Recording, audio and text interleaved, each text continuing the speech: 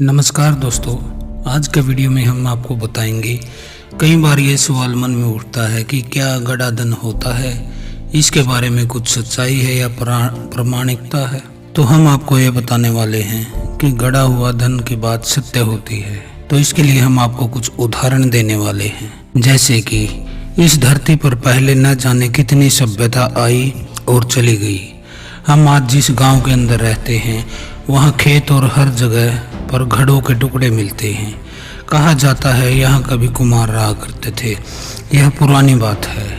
असल में प्राचीन सभ्यताएं जो रहती थी उन्होंने धरती के अंदर कई जगह अपने खजानों को दबाया होगा और किसी वजह से या तो वो भूल गए या फिर वह सभ्यता ही बर्बाद हो गई, तो वह खजाना वही का वही रह गया। अटलांटिक महासागर के बारे में कहा जाता है कि वहाँ कई टन सोना है, लेकिन उसको निकालना हर किसी के बस की बात नहीं। आपको नहीं पता कि आज भी धरती के नीचे करोड़ों की दौलत दबी हुई है, लेकिन हर किसी को यह खजाना मिलता नहीं है। अक्सर कुछ लोग किस्मत वाले होते हैं जिनको काफ़ी आसानी से मिल जाता है, तो इसके बारे में आपको पता होना चाहिए। वैज्ञानिक कहते हैं कि जहाँ पर आपने पैर रख रखा है यहाँ पे 100 लोगों की राख और धूल है। यानी कि यह धरती सृष्टि इतनी पुरानी है कि हर जगह पर 100 लोगों की मृत्यु हुई और उनकी लाश को जलाया गया है। इसी तरह खजाना भी हर जगह होता है, लेकिन इसके बारे में किसी को पता नहीं होता। अक्सर आपने अखबारों और न्यूज़ के अंदर काफ़ी किस्से सुने होंगे कि जिसके अंदर खुदाई के दौरान पुराना घड़ा मिला है और उसमें से अक्सर चांदी के सिक्के या आभूषण मिलते हैं। इस तरह खजाने को कोई पा भी लेता है तो उसके बारे में किसी को बताता नहीं है, क्योंकि अगर उसे पता चल जाए और वह किसी को इसके बारे में बता दे तो इस खजाने को सरकार अपने अंडर में ले लेगी और उसको कोई फ़ायदा नहीं मिलने वाला है। इसलिए आप पता होना चाहिए। राजा महाराजा, पंडित पुरोहित और सेठ के पास प्राचीन काल के अंदर काफ़ी धन संपदा हुआ करती थी। वे अपनी धन संपदा सुरक्षा के लिए इसे छिपा कर रखते थे। वे इसको ज़मीन में गाड़ देते थे और उसके ऊपर पेड़ भी लगा देते थे ताकि यह पता चलता रहे कि आपका धन कहाँ छिपाया गया है।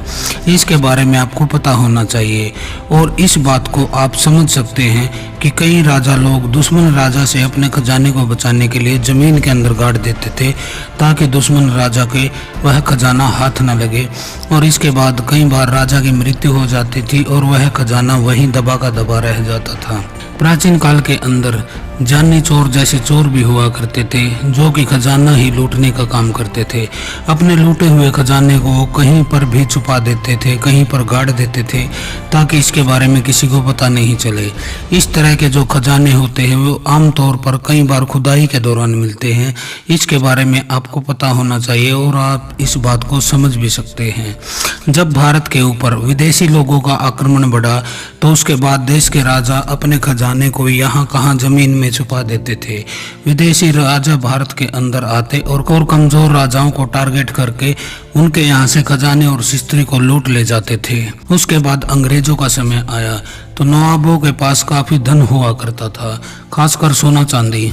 तो अंग्रेजों के डर से वो सोने चांदी को घरों के अंदर तो रखते थे, लेकिन ज़मीन के अंदर उसे गाड़ देते थे, उस खजाने के बारे में किसी को पता न चले।